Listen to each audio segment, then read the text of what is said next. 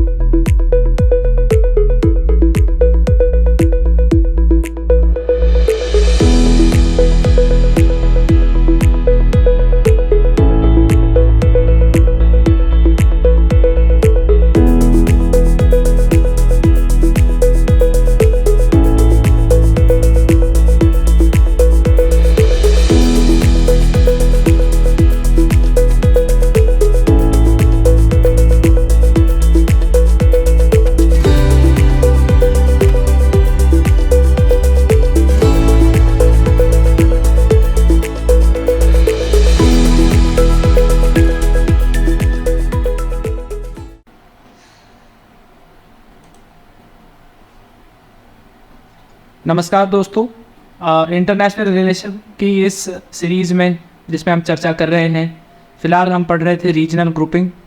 और आज हम एक बहुत ही इंपॉर्टेंट रीजनल ग्रुपिंग के बारे में चर्चा करने वाले हैं, जो कि है क्वाड यानी क्वाड्रिलेटरल सिक्योरिटी डायलॉग। तो दोस्तों, अभी तक हमने सार्क के बारे में पढ़ लिया, हमने बिम्स्टेक के बारे में पढ़ा, और आज हम क्वाड के बारे में चर्चा करने जा रहे हैं।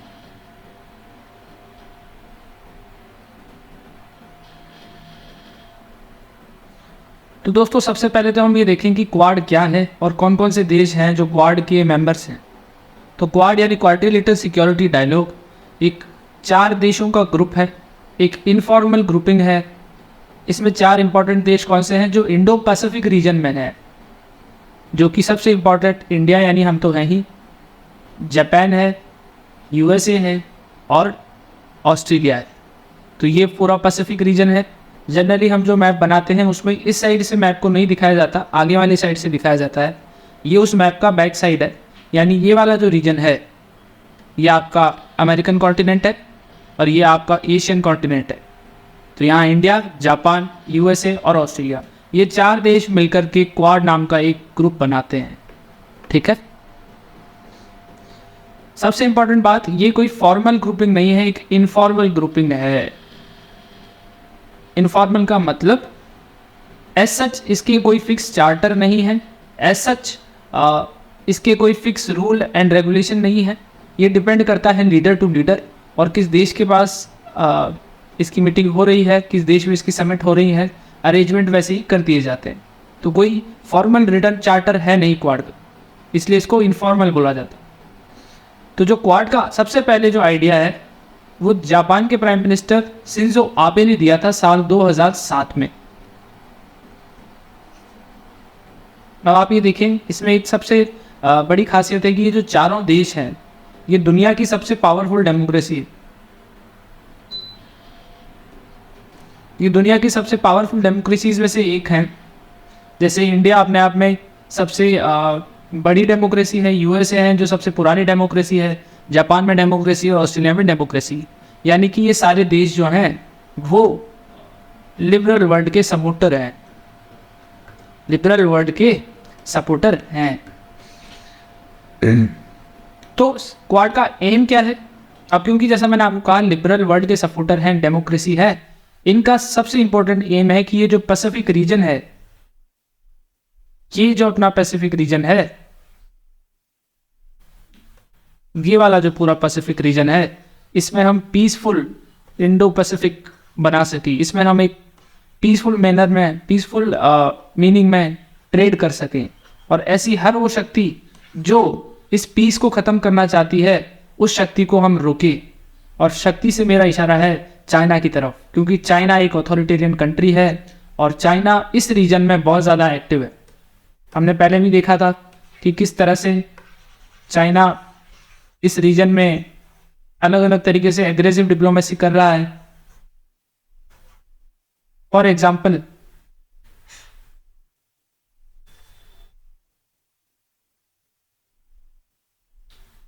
यहाँ ये इंडिया है, यहाँ चाइना है।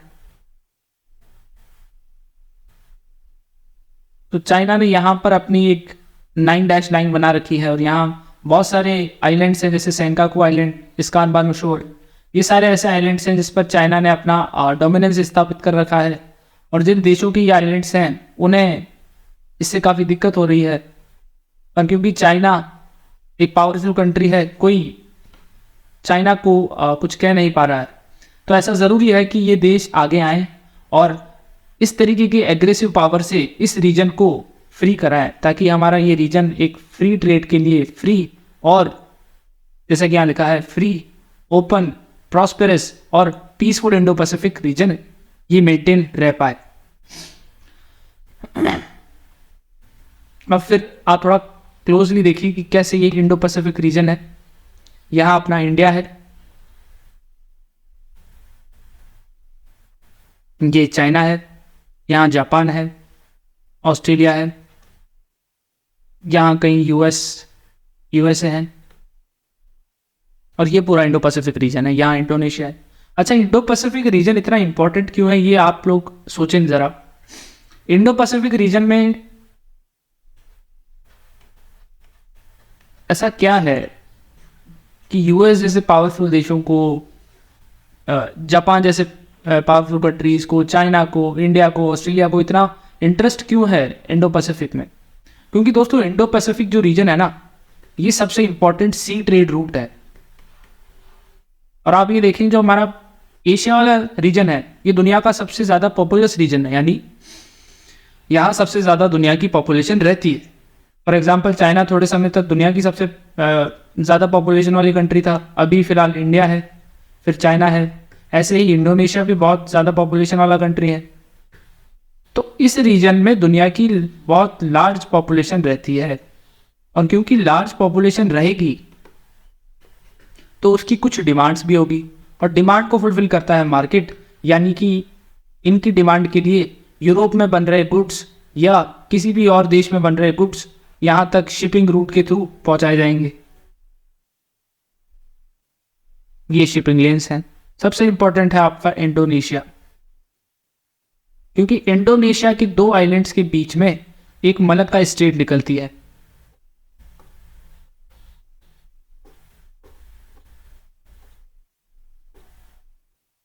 ये इंडोनेशिया है, यहाँ इसके 2 आइलैंड, इस आइलैंड के, इंडोनेशिया के 2 आइलैंड है, और 2 आइलैंड के बीच में से एक स्ट्रेट निकलती है। इसे बोला जाता है मलक्का स्ट्रेट। क्या बोला जाता है? Malacca strait.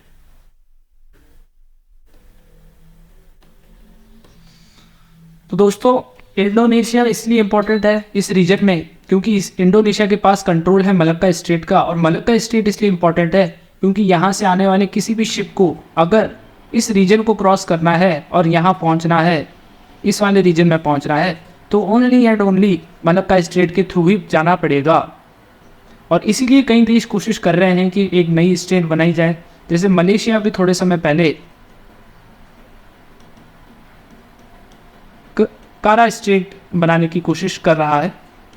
खैर उस मामले में हम अभी ज़्यादा नहीं जाएंगे। इम्पॉर्टेंस ये है कि जो इंडो पैसिफिक रीजन है ये ट्रेड के लिए बहुत ज़्यादा इंपॉर्टेंट है। इसमें दुनिया की लार्ज पॉपुलेशन रहती है, इसमें दुनिया की large amount of GDP growth हो रही है, क्योंकि हमने देखा चाइना बहुत अच्छा ग्रोथ कर रहा है, इंडिया ग्रोथ कर रहा है। आसियान कंट्रीज़ जो यहाँ पर है, association of south east Asian countries, इनको बोला जाता है आसियान, ये कंट्री बहुत ही अच्छे से ग्रो कर रहे हैं, बहुत फास्ट ग्रो कर रहे हैं। तो इसलिए ये वाला जो रीजन है ये बहुत इम्पॉर्टेंट हो जाता है मार्केट के लिए।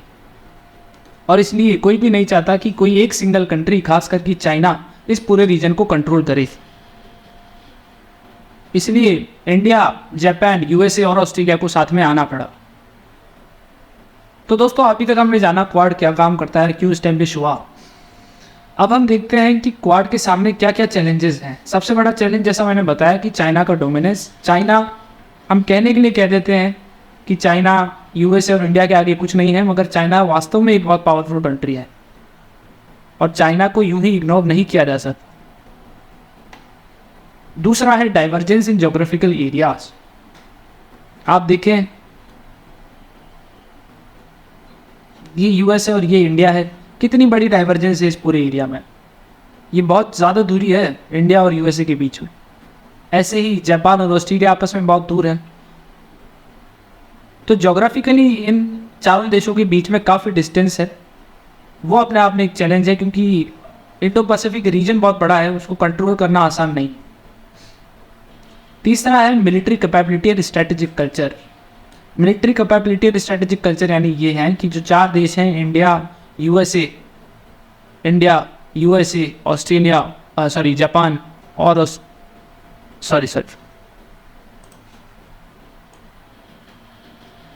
जो चार देश हैं इंडिया, ऑस्ट्रेलिया, जापान और यूएसए, इन चारों देशों की मिलिट्री कैपेबिलिटी अलग अलग है। आज यूएसए इनमें सबसे ज़्यादा पावरफुल कंट्री है और इंडिया रिलेटिवली वीक है। ऑस्ट्रेलिया यूएसए के कंपैरिजन में काफ़ी वीक है। ऑस्ट्रेलिया की अपनी अलग किसी चीज़ में स्ट्रेंथ है, वहीं अगर इंडिया से किसी और चीज़ में कंपेयर करें तो वीक है। वैसे ही जापान की अपनी अलग एक स्ट्रेंथ और वीकनेस है, जैसे इंडिया न्यूक्लियर वेपन स्टेट है, जापान नहीं है। तो कहने का मतलब चारों देशों की, चारों पार्टनर की मिलिट्री कैपेबिलिटीज अलग अलग हैं। तो हम कैसे एक्सपेक्ट कर सकते हैं कि कभी मुसीबत आ जाए तो चारों बराबर रूप से उस मुसीबत से लड़ेंगे। और साथ ही बात है स्ट्रेटेजिक कल्चर। सभी देशों का स्ट्रेटेजिक कल्चर अलग अलग है। जैसे यूएसए का स्ट्रेटेजिक कल्चर है ब्लड एंड पेट, यानी कि आग लगा के भाग जाओ। तो यूएसए कभी भी जंग में खुद नहीं उतरता है और इनडायरेक्टली उसको स्पॉन्सर करता है, जैसे हमने देखा रशिया और यूक्रेन। इंडिया का स्ट्रेटेजिक कल्चर अलग है, हम बात करते हैं वसुधैव कुटुंबकम, हम पीसफुल रहना चाहते हैं। ऐसे ही जापान का अलग है, ऑस्ट्रेलिया का अलग है। तो ये भी चारों देशों में एक डिफरेंस है। ऐसे ही अगर हम देखें, फोर्थ पॉइंट कहता है balancing economic interest and strategic concerns. तो चाइना को हम बैलेंस करना चाहते हैं, पर यह भी बात सही है कि चाइना को हम आज भी, जैसे इंडिया और चाइना के बीच में बहुत ज़्यादा डिस्प्यूट हुए थे गलवान इशू को लेकर के साल 2020 में, पर फिर भी आज भी इंडिया और चाइना का ट्रेड बहुत लार्ज स्केल पर हो रहा है। क्यों हो रहा है? क्योंकि चाइना की just a minute,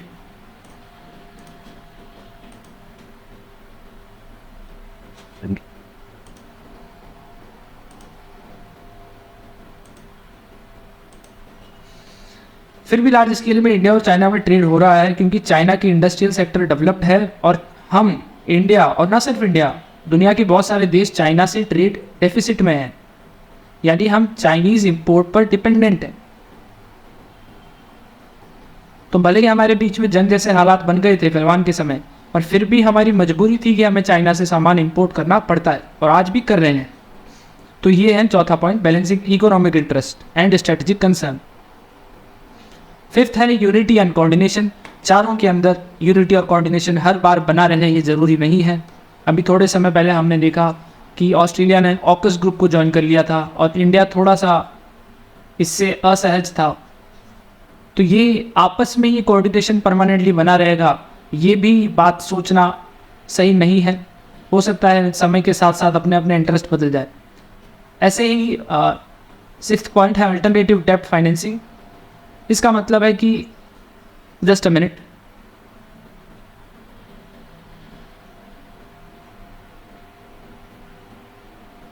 six point यहाँ नहीं आएगा।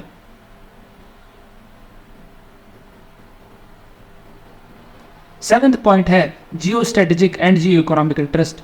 ये somewhat relative to fourth point ही है, इसको मैंने आपको एक्सप्लेन कर दिया था।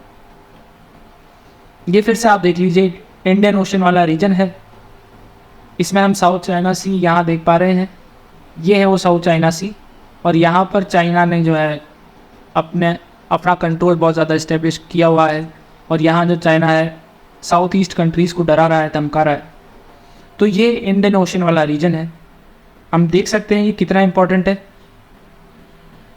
क्योंकि यहाँ श्रीलंका है, इधर मालदीव्स हैं, यहाँ पूरा अफ्रीकन कंटिनेंट आ जाता है। तो कितने सारे देश जो हैं इंडियन ओशन रीजन से जुड़े हुए हैं। और अगर सी ट्रेड की बात करें तो हम कितने सारे देशों को यहाँ से कैटर कर सकते हैं। तो हम देखते हैं कि ये यहाँ पर अपना ये मेडिटेरियन सी है, यूरोप से जो भी एक्सपोर्ट होता है वो यहाँ से होता हुआ, इसको बोलते हैं सुएज़ कैनाल, सुएज़ कैनाल से होता हुआ रेड सी में आता है और रेड सी से होते हुए इस रीजन में आ जाता है। और यहाँ से आप चाहे उस देश को कैटर कर सकते हैं, आप चाहे तो यमन को कैटर कर सकते हैं, ओमान को, आप पाकिस्तान को कैटर कर सकते हैं, आप ईरान को कैटर कर सकते हैं, आप इंडिया तक सप्लाई पहुँचा सकते हैं, आप मालदीव्स, आप श्रीलंका, अफ्रीकन कंट्रीज़, ऑस्ट्रेलिया और बहुत सारे देशों को आप यहाँ से कैटर कर सकते हैं। तो ये रीजन अपने आप में कितना इंपॉर्टेंट है ये देखिए आप। और इसीलिए थोड़े समय पहले चाइना ने बहुत सारे यहाँ पर इन्वेस्टमेंट किए हुए हैं। जैसे थोड़े समय पहले चाइना ने यहाँ पर हम्बनटोटा पोर्ट एक्वायर कर लिया था श्रीलंका का। चाइना ने पाकिस्तान में गवादर पोर्ट बनाने की भी कवायद शुरू कर दी थी, जो कि चाइना के कंट्रोल में ही आ जाएगा सीपैक के थ्रू। ऐसे ही चाइना ने बांग्लादेश में और म्यांमार में भी पोर्ट बना दिए हैं। और उसी को काउंटर करने के लिए इंडिया भी अपने अलग अलग इनिशिएटिव कर रहा है। जैसे इंडिया ने ईरान में चाबहार पोर्ट बना लिया है। ऐसे ही हम देख रहे थे अभी मालदीव्स को लेकर के कुछ डिस्प्यूट हुआ, तो हमको समझ में आता है क्यों मालदीव्स स्ट्रेटेजिकली इतना इम्पोर्टेंट है।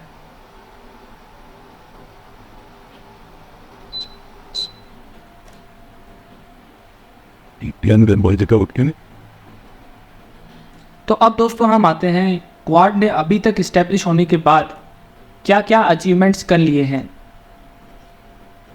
क्वाड के अचीवमेंट्स। तो क्वाड जो है हेल्थ सिक्योरिटी पे काम कर रहा है। अभी कोविड के समय क्वाड की ऑनलाइन समिट हुई थी, उसमें ये सारे देशों ने मिलकर के ये डिसीजन लिया कि हम कोविड और अदर हेल्थ केयर को लेकर के काफ़ी सारे इनिशिएटिव करेंगे, हम मिलजुल करके एक साथ हेल्थ सिक्योरिटी के फील्ड में काम करेंगे। ऐसा ही क्लीन हाइड्रोजन पार्टनरशिप, चारों ही देशों ने मिलकर के कहा है कि हम क्लीन हाइड्रोजन, जो कि non polluting source of energy है, क्लीन एनर्जी है,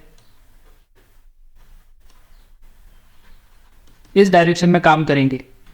क्वाड फेलोशिप, सारे स्टूडेंट्स, चारों देश की जो स्टूडेंट्स हैं, स्कॉलर्स हैं, रीडर्स हैं, वो आकर के एक दूसरे के देश में सोच पाएँ, पढ़ाई कर पाएँ, they can think, they can develop. And इसमें खास करके यूएसए का एजुकेशन फील्ड काफ़ी डेवलप्ड है, तो यूएसए का काफ़ी इंपॉर्टेंट रोल रहेगा। ऐसा ही semiconductor supply chain initiative SSCI, ये एक ग्लोबल वैल्यू चेन है, जो कि हमें लिखा था कोविड के समय सप्लाई चेन्स जो थी वो रुक गई थी, डिसरप्ट हो गई थी। इन सप्लाई चेन के डिसरप्शन को रोकने के लिए, ऐसा ना हो बार बार सप्लाई चेन डिसरप्ट ना हो, और क्योंकि अभी हम देखते हैं ज़्यादातर सेमीकंडक्टर की जो सप्लाई चेन है उसमें चाइना का डोमिनेंस है। ज़्यादातर इलेक्ट्रॉनिक गुड्स अगर आप देखें तो वो मेड इन चाइना होते हैं, और इसीलिए सेमीकंडक्टर को कंट्रोल चाइना पूरी तरह से ना करे, इसलिए एक semiconductor supply chain initiative develop किया है क्वाड कंट्रीज़ ने। और इसके थ्रू हम अपनी अलग, चाइना से अलग सेमीकंडक्टर की सप्लाई चेन बनाएंगे। वैसे ही स्पेस के फील्ड में कोऑपरेशन करेंगे क्वाड कंट्रीज़, जैसे कि नासा और इसरो ने थोड़े समय पहले चंद्रयान 3 के समय कोऑर्डिनेशन किया था। ऐसे ही नासा का आर्टेमिस प्रोजेक्ट भी चल रहा है, और आर्टेमिस अकॉर्ड्स भी हुए, जिसमें कई सारे देशों ने नासा के साथ पार्टनरशिप करने की इच्छा जाहिर की है। तो दोस्तों अभी तक हमने देख लिए क्वाड के सारे चैलेंजेस और अचीवमेंट। अब हम लास्ट पे आते हैं, क्वाड का फ्यूचर क्या है। दोस्तों क्वाड, जैसा मैंने आपको बताया कि इसमें काफ़ी सारे चैलेंजेस हैं, पर आज भी स्ट्रेटेजिक रिलेवेंस है, क्योंकि चाइना का एग्रेसिव राइज हो रहा है। और अगर हम चाहते हैं कि चाइना का इस फास्ट लेवल पर एग्रेसिव राइज ना हो, अगर हम चाहते हैं कि इंडो पैसिफिक ओपन और पीसफुल रहे, ओपन एंड पीसफुल रहे तो चारों कंट्रियों को एक साथ आना ही पड़ेगा। स्ट्रेटेजिक रिलेवेंस ये है कि ये रीजन, जैसा मैंने आपको पहले ही बता दिया, जीडीपी और पॉपुलेशन यानी कि मार्केट के हिसाब से कितना इंपॉर्टेंट रीजन है, ये इसकी स्ट्रेटेजिक रिलेवेंस है।